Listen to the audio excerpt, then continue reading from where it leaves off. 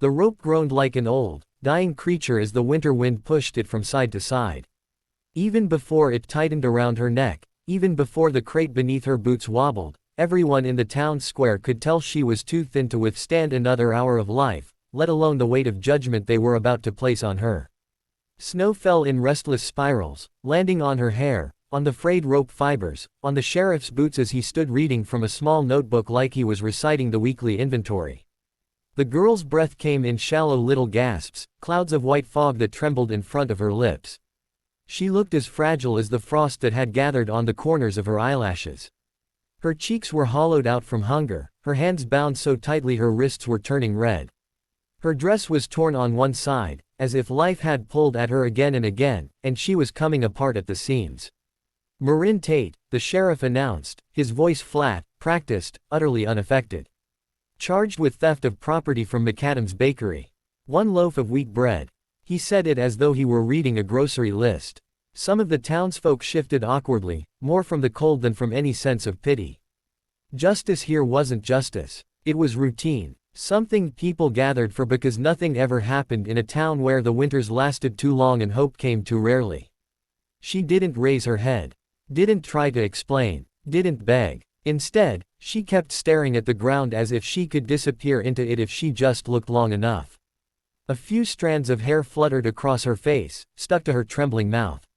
She swallowed, and the motion looked painful. From the edge of the crowd, sitting atop a dark bay horse, a widowed rancher watched. Elias Ward. People always recognized him by the way he carried the heaviness of his past like a shadow that refused to leave his side. His broad shoulders were wrapped in a coat dusted with snow. His hat brim hid most of his face, but not the part of him that mattered. His eyes, sharp and observant, had locked onto the girl the moment the sheriff dragged her out. Most men came for spectacle. Elias came because something in the air had felt wrong all morning, and now he understood why. Value of stolen goods, 6 cents, the sheriff continued.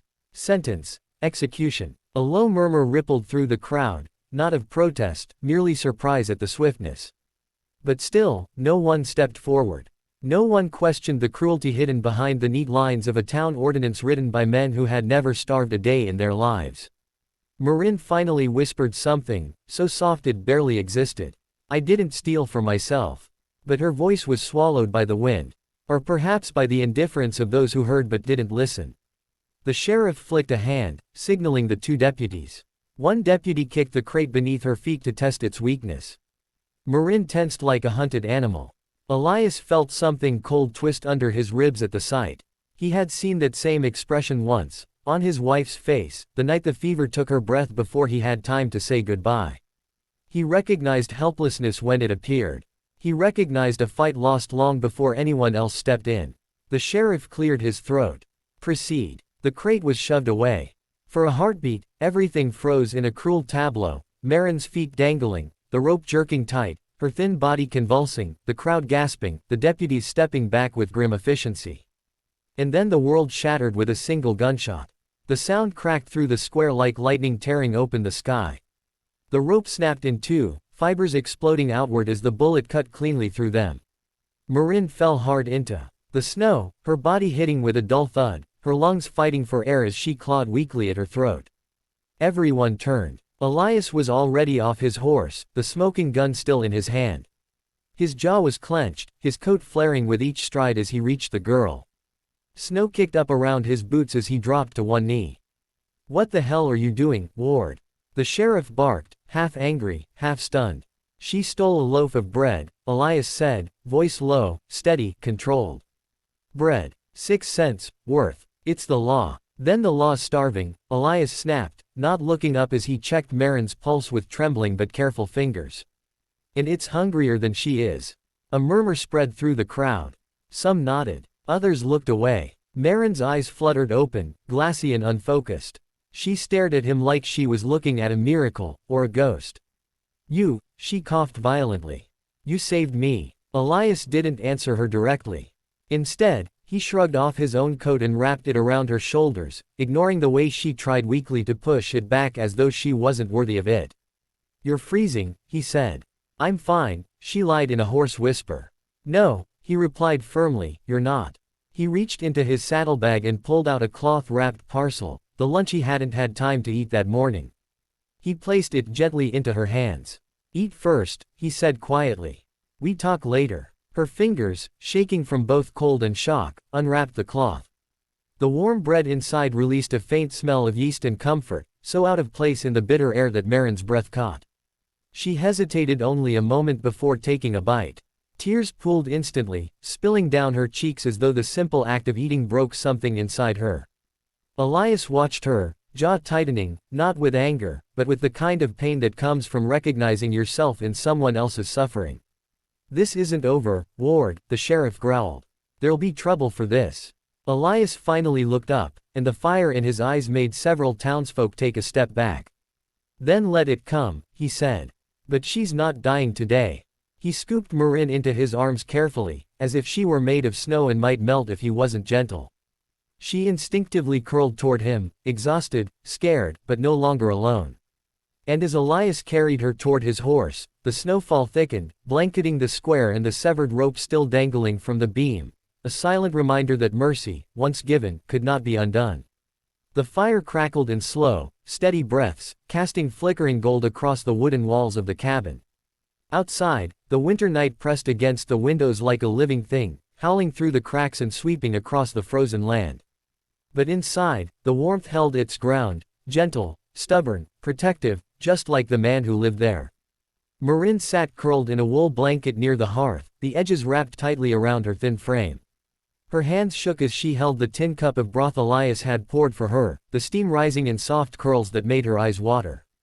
She lifted it to her lips, sipped, winced at the unfamiliar heat, then swallowed carefully.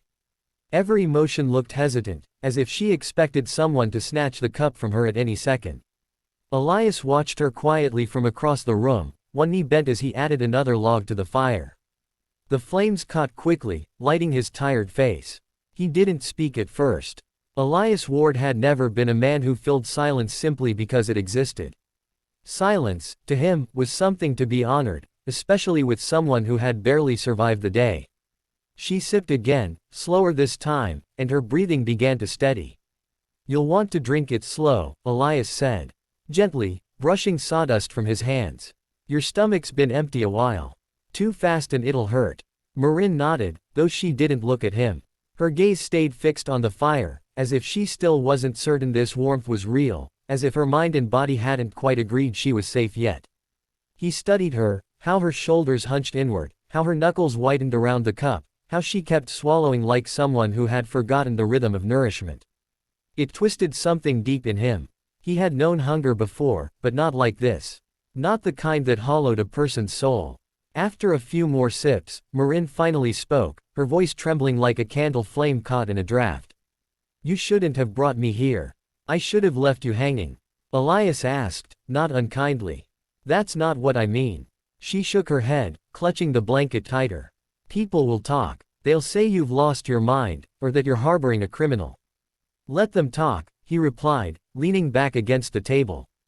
"They've talked before. Talk doesn't break bones. But it breaks lives," she whispered.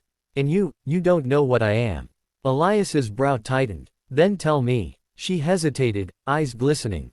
For a moment, he saw something fierce in her, the spark of someone who had fought hard to survive, even when the world had taken nearly everything from her. Then her gaze dropped, and the truth poured out, fragile and raw.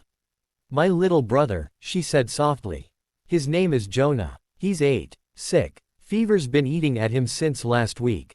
We haven't eaten in 3 days. I went to the bakery earlier. I didn't want to steal. I begged first." She bit her lip hard, forcing back tears. "They laughed at me, said if I wanted charity, I should pray for it. So I waited until night. I thought if I just took one loaf, just one, maybe he'd make it through the night." Her voice cracked. "But they caught me. And I ran. And they dragged me through the street like some wild thing." Elias felt heat rise behind his ribs, a slow burning anger, not at her, but at a world that would punish desperation with a rope instead of mercy. "Why didn't you tell the sheriff about your brother?" he asked quietly. "Because he wouldn't have believed me," she whispered. "And even if he did, it wouldn't have mattered." She pulled the blanket tighter, shrinking into herself. "No one cares what happens to people like us. Elias crossed his arms, exhaling slowly. He understood the feeling more than he wished he did. After his wife died, the town had offered condolences for a week, maybe 2. Then life moved on, and he was left alone, with grief too heavy for daylight and nights too empty for sleep. "What's your name?" he asked again, though he already remembered the sheriff saying it earlier. "Marin. Marin," he said, letting the name sit in the air for a moment. "You're safe here tonight. I promise you that." She blinked hard, as if those words were dangerous to believe. "Why did you save me?" she whispered. Her fingers tightened around the cup. "You don't know me. You didn't have to put your life on the line." "Why?" He didn't answer immediately. His gaze drifted to the fire, to the way the flames curled around the logs like gentle hands. The truth sat heavy on his tongue. "Because I know what it's like," he said finally. "To watch someone slip away and feel like you can't stop it. And because no one, should die for being hungry." She stared at him, her breath catching. Something small and broken in her expression shifted, just a little, like the first crack in a sheet of winter ice. "And tomorrow?" she asked after a long pause, sounding almost afraid of the question. "Will the sheriff come for me?" Elias straightened. "No. How do you know?" He looked at her fully then, steady, unshaken. "Because I won't let him," Elias said. "And the sheriff knows I'm not bluffing." Marin swallowed, trembling, not with fear this time, but with something softer, something dangerously close to hope. Elias stood and walked to the cupboard, pulling down a small loaf, a jar of dried peaches, and a tin of salve. He placed them gently on the table, returning to her with the salve in hand.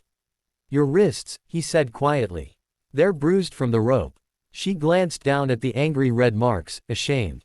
"I'm fine." "You're not," he said simply. "But you will be." He approached slowly, giving her time to pull away if she wished. She didn't. She let him take her hand, let him apply the salve in gentle circles. Her breath trembled at the touch, not from fear, but from the unfamiliar feeling of kindness. The cabin remained silent except for the fire's crackle and the distant cry of the wind. And in that silence, something different settled between them, not romance, not comfort, but a fragile truth. 2 broken lives had collided, and neither would walk away unchanged. When he finished, Elias set the salve on the table and stepped back, giving her space again. "You can stay here tonight," he said. "Rest. Eat. Tomorrow, we'll figure out the rest." Her eyes filled again, not with despair, but with overwhelmed gratitude so deep she didn't know how to hold it. "I don't know how to repay you," she whispered. "You don't owe me anything," he replied. "Just get strong enough to tell me where your brother is. We'll bring him here." Her breath hitched. "You'd help him, too." Elias nodded once. "No child goes hungry under my roof." And as the fire warmed the small cabin, Marin felt, for the first time in many nights, that maybe the world still held corners where kindness hadn't frozen away. That maybe survival wasn't something she had to do alone.